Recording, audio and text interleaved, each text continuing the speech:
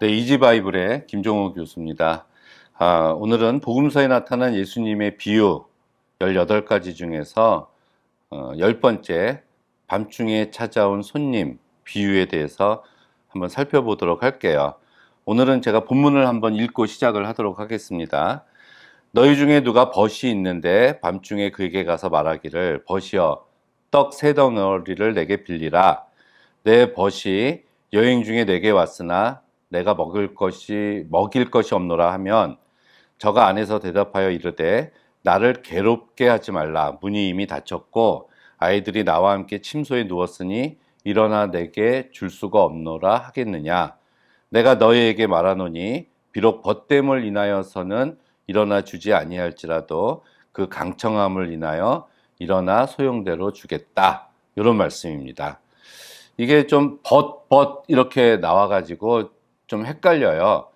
이게 세 사람이 등장을 하는데 A라는 사람이 여행하는 도중에 B라는 자기 친구네 집에 찾아왔고, 이 B는 옆집에 살고 있는 C한테 가서 떡 세 덩어리를 빌려달라고 하면서 나오는 대화가 바로 이 밤중에 찾아온 손님에 대한 비유입니다. 먼저 이 비유를 말씀하시기 전에 두 가지를 살펴봐야 되는데요. 요 본문에서 예수님이 먼저 혼자서 한적한 곳에 가서 기도를 하셨다라는 말씀이 나오고, 제자들이 기도를 가르쳐 달라고 요청하자 예수께서 주기도문이라는 기도를 가르쳐 주십니다. 그리고 나서 그 다음에 기도할 때는 이러이러한 마음을 가지고 이러한 심정으로 하나님께 기도해라 라고 말씀하시면서 주신 비유가 바로 오늘의 비유예요. 그래서 이 비유는 기도와 관련이 있는 비유다라고 우리가 살펴볼 수가 있습니다. 이 비유를 보려면 이 유대인들의 풍습에 대해서 먼저 알아야 됩니다. 그에 대한 이해가 필요해요. 일단 손님이 밤중에 찾아왔다고 얘기를 하고 있지 않습니까? 낮에 찾아온 것도 아니고요. 왜 그러냐 하면 당시 이들이 살고 있었던 지역은 한낮에 너무나 뜨겁기 때문에 낮에는 그 여행을 다닐 수가 없습니다. 그래서 아침에 일찍 이제 몇 시간 걷거나, 그리고 나서 한낮에는 쉬고, 그리고 해가 이제 좀 뉘엿뉘엿해지면 그때 다시 길을 나서요. 그렇기 때문에 밤중에 도착하는 경우는 많이 있었습니다. 드디어 목적지에 도착을 했습니다. 그래서 밤중에 그 A라는 사람이 걸어서 B라는 친구 집에 도착을 하게 된 겁니다. 당시에는 뭐 여관이 없었기 때문에, 뭐 그렇게 많이 없었기 때문에 이 유대인들에게 있어서 자신을 찾아온 친구나 나그네를 대접하는 것은 미덕이었어요. 누구나 그렇게 해야 될 일이었습니다. 그것은 또 출애굽기나 신명기에 계속 나오는 말씀인데, 너희는 나그네를 사랑하라. 전에 너희도 애굽 땅에서 나그네였기 때문이다 라는 구약의 말씀이 율법에 존재하기 때문에 그렇습니다. 아브라함도 손님 접대를 굉장히 잘했죠. 창세기 18장에. 그러다 보니까 자기도 모르는 사이에 하나님과 천사도 대접하는 일이 있었던 적도 있습니다. 그런데 이제 이 당시에 이 유대인들이 살고 있었던 집을 보면 그냥 돌로 만든 커다란 스튜디오, 원룸 형태였습니다. 거기에 문이 하나가 있고 창문이 하나가 있어요. 창문은 예루살렘을 향해서 나 있고, 그 대문인 그 문은 아침에 한번 열면 저녁 때 한번 닫는 그런 대문이었습니다. 성전하고 비슷했어요. 대신에 한번 닫으면 절대로 전쟁이나 아주 위급한 상황이 아니면은 그 문은 열리지 않았어요. 또 내부의 구조를 보면은 3분의 2 정도는 부엌 겸 거실이어서 신발을 신고 다녔고, 3분의 1 지역은 턱을 좀 높여서 그곳에서 사람들이 이제 잠을 청하는 침상이었습니다. 온 가족이 같이 잤죠. 침상의 가운데에 이제 그 따뜻하게 해줄 수 있는 어떤 장치를 마련하고 같이 잠을 자게 되는 그러한 가옥 형태를 가지고 있는 그런 구조였어요. 그런데 이 사람이 와가지고 문을 두드려요. 한번 닫힌 문은 열 수 없다고 했는데 그 커다란 실내임에도 알고 이제 문을 두드렸고, 그렇다면 그 집 가장이, 주인이 일어나게 되죠. 우리가 뭐 피난살이, 피난민 때 온 가족이 이불 하나를 덮고 자면 한 사람이라도 밤중에 일어나면 다른 사람들이 깨지 않습니까?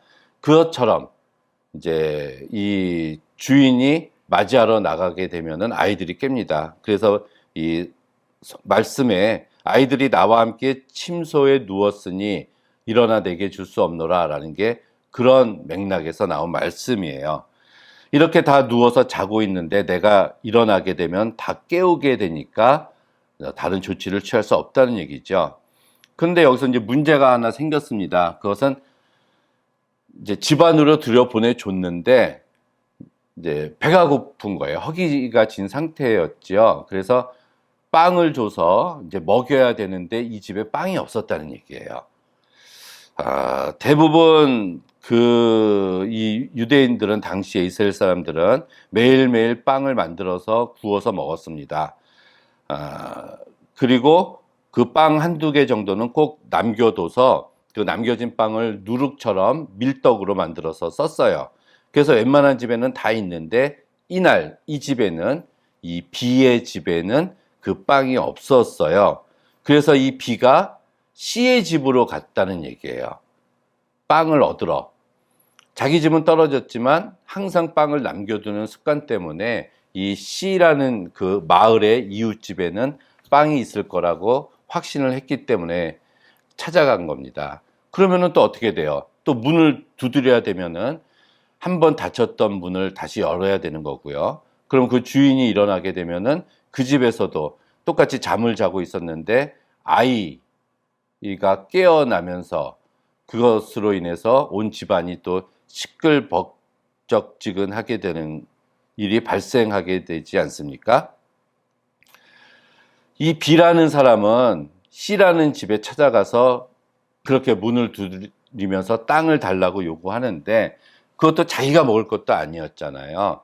자기 집에 찾아온 친구를 위해서 그 일을 이 사람이 한 겁니다.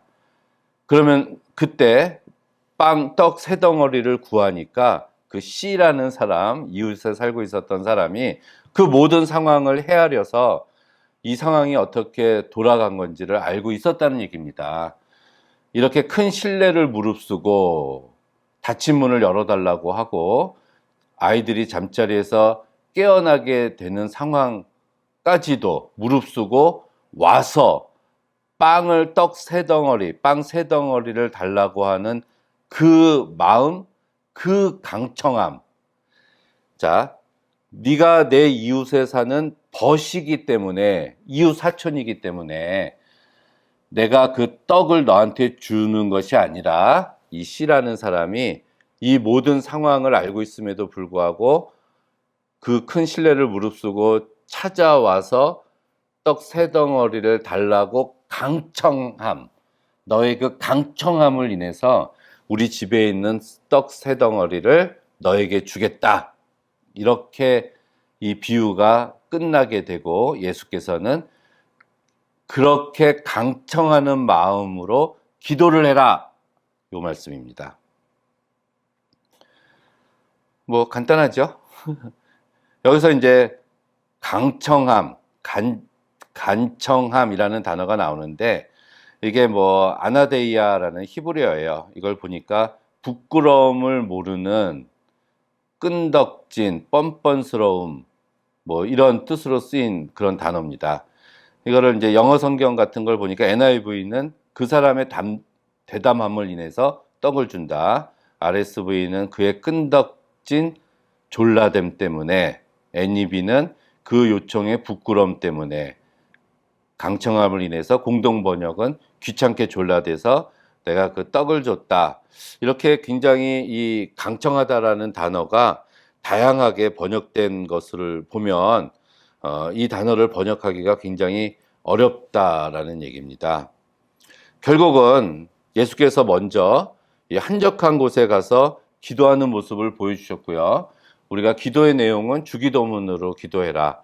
저희가 아직 주기도문의 내용은 다루지 않았지만 우리가 한번 또 시간을 내서 다뤄볼 생각에 있습니다.